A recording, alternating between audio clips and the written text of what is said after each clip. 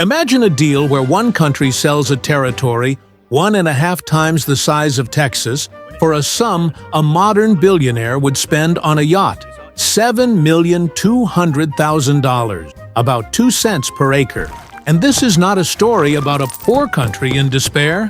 This is a story about a great empire that voluntarily, of its own free will, gave away a piece of land beneath which lay mountains of gold, oil, and the future. The question is not why Russia sold Alaska.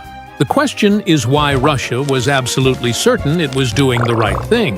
The official version sounds simple. Russia needed money after the Crimean War. Alaska was distant and useless, so they sold it. A neat, convenient story, except it explains about 10% of reality. The other 90% is geopolitics, fear, and a calculation that initially looked like genius. To understand what happened in 1867, you first need to understand what the world looked like 20 years before. Russia had just lost the Crimean War, lost not just to the armies of France and Britain. It lost to itself, its backwardness, its logistics, its inability to fight far from the center.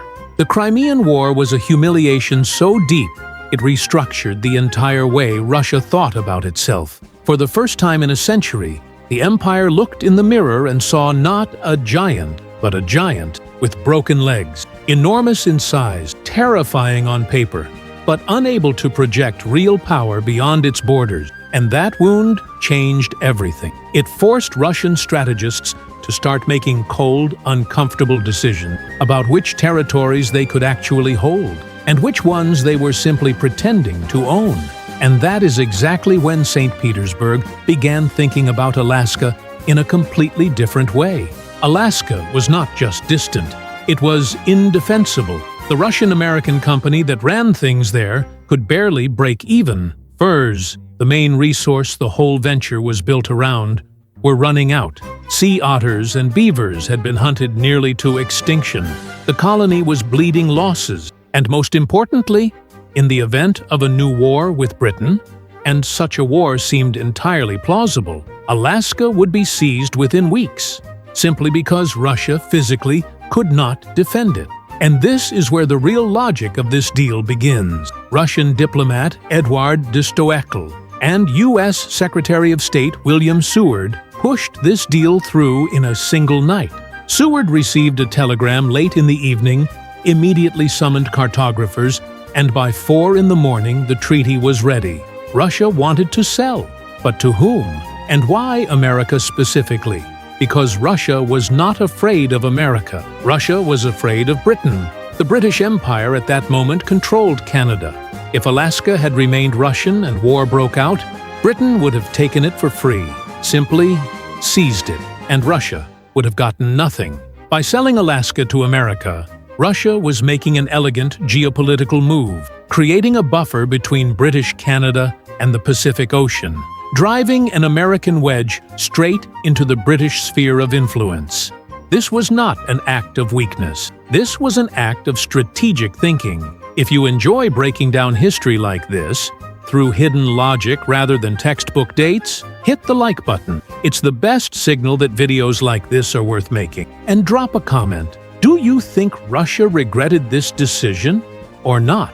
But there was another part of the equation that gets far less attention. Alexander II at that moment was carrying out sweeping domestic reforms, the abolition of serfdom, judicial reform, military restructuring.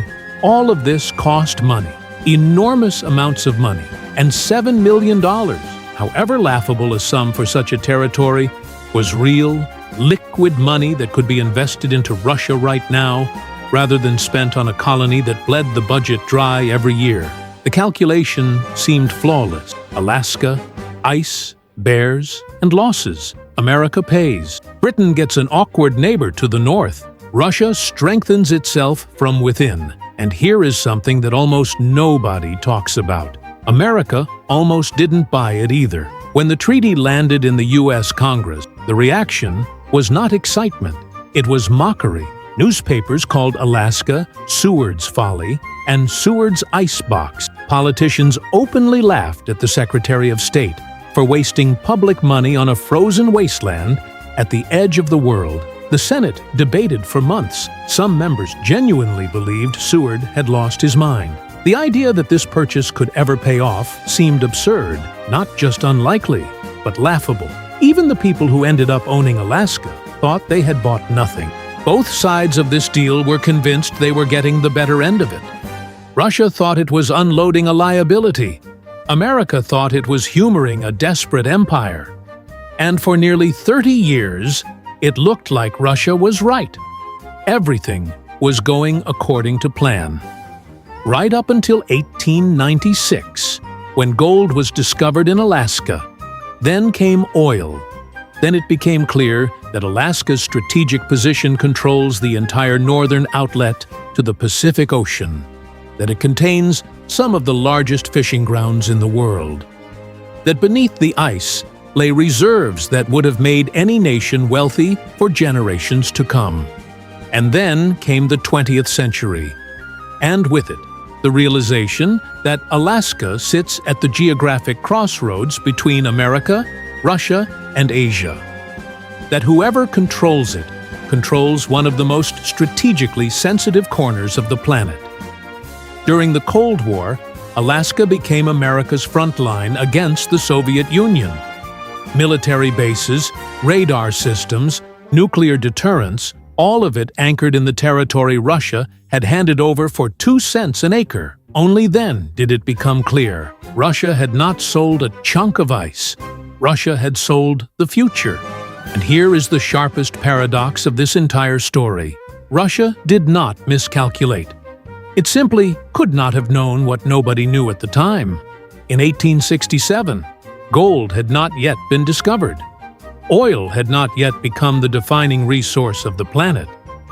The geopolitics of the Pacific had not yet acquired the weight it would carry in the 20th century. Russia made a rational decision based on the information it had. And it lost, not because of stupidity, but because history moves faster than any strategist can calculate. That is what makes this deal genuinely haunting. Not that someone tricked someone, not that there was a traitor or a madman in power, but that everything looked completely reasonable and turned out to be a catastrophe. The most costly mistakes in history are not made out of greed or stupidity. They are made out of common sense that turned out to be just a little shorter than the future. Join our community. Subscribe now for more historical insights.